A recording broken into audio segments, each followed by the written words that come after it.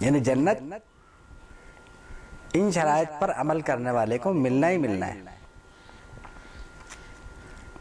اب آپ سمجھیں تو آپ یہ کہیں گے کہ صاحب یہ تو سارے آخری معاملے کی باتیں ہیں، یہ تو آخرت کی کامیابیوں کا ذکر ہے، دنیا اس میں کہاں ہے؟ تو اللہ کے یہاں یہی وہ بات ہے جو ہر بار ہر ایک کی سمجھ میں نہیں آتی کہ آخرت کی کامیابی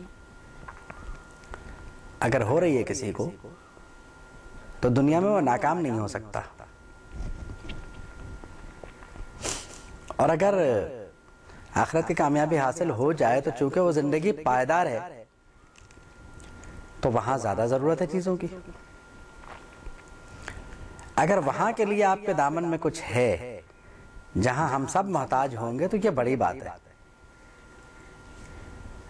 اور قرآن مجید نے یہ بتا دیا کہ آخرت کی کامیابی کے لیے کیا چیزیں ضروری ہے، کیا ساتھ میں لے جانا ضروری ہے، تو وہ ہے عمل۔ تو بے عمل مسلمان اگرچہ مسلمان ہے مگر باعمل یا صاحب عمل کے سامنے وہ کامیاب نہیں ہے۔ تو یہ تو پھر بات وہ ہو گئی نا کہ ہماری ہی دنیا میں کوئی غریب ہے، کوئی سرمایہ دار ہے، یعنی درجات مختلف ہیں۔ اب وَمَن يَأْتِ مُؤْمِنًا قَدْ عَمِلَ الصَّالِحَاتِ فَأُولَٰئِكَ لَهُمُ الدَّرَجَاتُ الْعُلَىٰ، کہ اگر کوئی مومن آیا اور اس کا نیک عمل بھی ہے تو یہی لوگ ہیں جو بلند درجوں کے مالک ہیں۔ تو کسی کے عمل سے انکار نہیں کر سکتے ہم۔ اب یہ اس کا فضل ہے کہ اپنی مہربانی سے وہ کسی کو جنت عطا فرما دے، کسی کا عمل مقبول فرمائے، کسی کا نہ کرے، مگر یقیناً اللہ کے رحمت سے امید ہے کہ جو بھی عمل کرے گا، عمل کرنے والا وہ کہیں نہ کہیں بلکہ دنیا اور آخرت دونوں جگہ اس کے کام آئے گا۔ اس سے چلتے چلاتے ایک بات یاد آ گئی کہ اگر آپ کسی کام کے لیے کوئی ختم کروا رہے ہیں آیت کریمہ کا یا کوئی بھی، تو آپ تو کروا رہے ہیں دنیاوی مقاصد کے حل ہونے کے لیے کہ فلاں کو روزگار مل جائے، فلاں کے مکان کا مسئلہ حل ہو جائے، اس کے مقدمات ختم ہو جائیں، یہ بات اپنی جگہ پر ہے۔ لیکن اگر آپ کی اس وقت یہ دعا ہو کہ اللہ رب العالمین اس آیت کریمہ کے ختم کو ہمارے لیے دنیا اور آخرت دونوں میں بہتری کا ذریعہ بنائے، اور اس کی برکت سے ہماری دنیا اور آخرت دونوں کے مشکلات آسان ہوں، پھر بے شک آپ اپنی جو اہم مشکل ہے اس کا ذکر کریں، مگر ہر فاتحہ کے آخر میں اور ہر انہیں ختم کے ساتھ جب آپ دعا کرتے ہیں تو آخرت کو کبھی نہ بھولیں، کیونکہ دنیاوی زندگی یہ تو عارضی ہے، اسے تو ختم ہونا ہے۔ وہ زندگی ایسی ہے جو پائیدار جسے ختم نہیں ہونا ہے، کیونکہ ایک مرحلہ تو برزخ سے لے کے قیامت تک کا ہوگا، پھر قیامت تک کے بعد کا معاملہ آگے ہے۔ تو اب سوچئے کہ آپ کے ایک عمل کو اگر اللہ قبول فرمائے، وہ قبر میں بھی آپ کے کام آئے اور قیامت میں بھی ہمارے کام آئے تو الحمدللہ، اور کیا چاہیے۔ دیکھیے جو مومن مرتا ہے تو مومن کی موت کی بات یہ ہے کہ ہم یہ کہہ سکتے ہیں کہ یہ کامیاب ہو گیا، کیونکہ اب اس کے ایمان کو کوئی خطرہ نہیں ہے، تو وہ تو صاحب ایمان گیا۔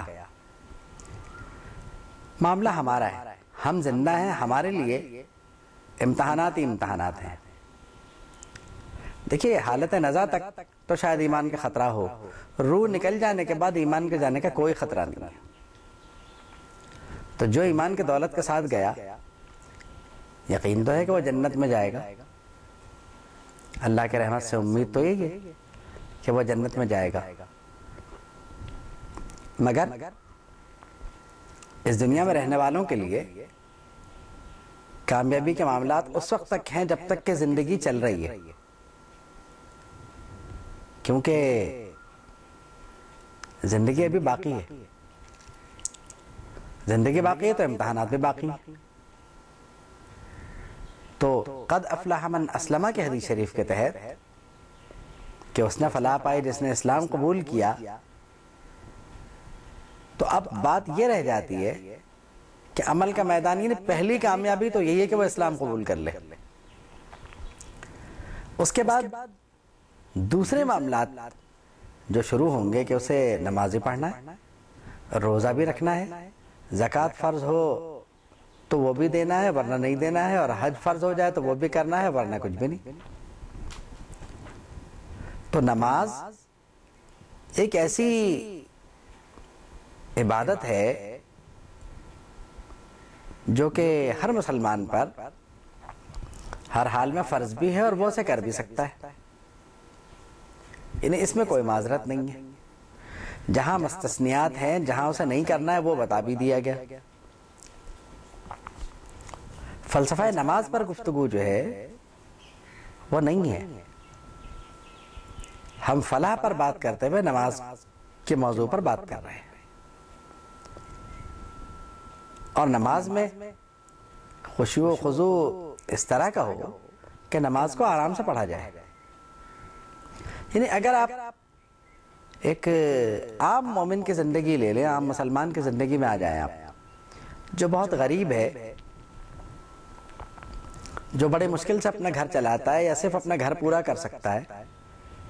تو اس پر نہ حج فرض ہے نہ زکوٰۃ، کچھ بھی نہیں ہے۔ اب رہ جاتی ہیں دو باتیں۔ دیکھیں توحید و رسالت کا وہ اقرار کر چکا ہے، اس کے بعد دو باتیں رہ جاتی ہیں۔ نماز پڑھنا جو کہ تقریباً پورا سال پڑھی جا سکتی ہے، یعنی ایک نماز میں اگر سنتوں اور نوافل کے ساتھ پڑھی جائے تو کتنا وقت لگے گا؟ 15-20 منٹ۔